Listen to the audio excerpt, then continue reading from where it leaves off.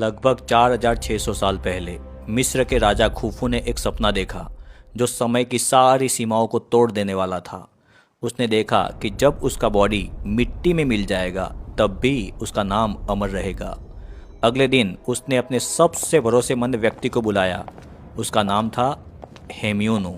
हेम्यूनो Khufu का रिश्तेदार भी था और जियोमेट्री, एस्ट्रोनॉमी और इंजीनियरिंग में उस टाइम का सबसे बड़ा जीनियस माना जाता था।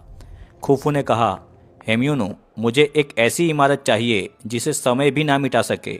हेम्यूनो ने झुककर जवाब दिया, महाराज, आपका सपना अब हमारा फर्ज है। हम एक ऐसी चीज़ बनाएंगे जिसे दुनिया हमेशा याद रखेगी। और यही से शुरू हुआ गीज़ा के ग्रेट पिरामिड का डिज़ाइन फेज़। एक ऐसा प्रोजेक्ट जो इंसानी दिमाग और मेहनत का सिंबल बन गया।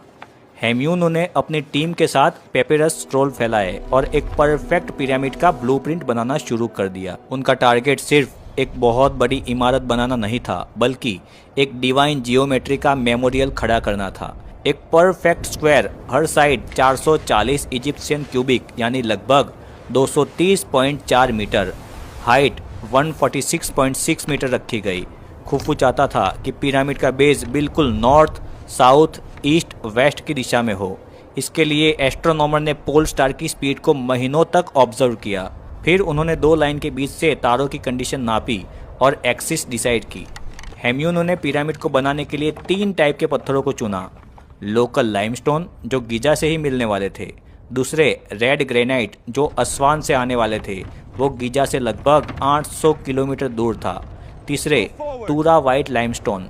डिज़ाइन पूरा हो गया और जब फाइनल डिज़ाइन खुफू के सामने रखा गया तो उसने पिरामिड की चोटी पर उंगली रख कर कहा, इसे बनवा दो। और इस तरह शुरू हुआ दुनिया की सबसे अमेजिंग इमारत बनाने का काम। गीज़ा में उस टाइम 20,000 जितने मजदूरों को बुलाया गया। सबसे पहले जरूरी था ज़मीन को परफेक्टली लेवल करना, क्योंकि गीज़ा का मैदान उबड़ खाबड़ था, इसलिए बेस को लेवल करना बहुत ही बड़ी चुनौती थी। इसके लिए हेम्यूनो के इंजीनियर ने वाटर लेवलिंग का एक ब्रिलियंट तरीका अपनाया, जिसमें पूरे साइड के चारों ओर छोटी छोटी मिट्टी की नालियां बनाई गई जो आपस में जुड़ी थी। उसमें नील नदी का पानी भरा गया। देखो, पानी हमेशा फ्लैट रहता है, इसीलिए उसकी सतह देखने से परफेक्टली लेवल का पता चल जाता है।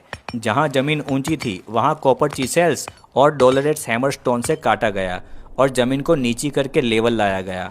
उसके बाद जहाँ ज़मीन नीची थी वहाँ रेड सैंड और छोटे पत्थर डालकर भरा गया। कई महीनों की मेहनत के बाद बेस को इतना सटीक बनाया गया कि पूरे 53,000 स्क्वायर मीटर एरिया में ऊंचाई का फर्क सिर्फ 2 सेंटीमीटर ही था।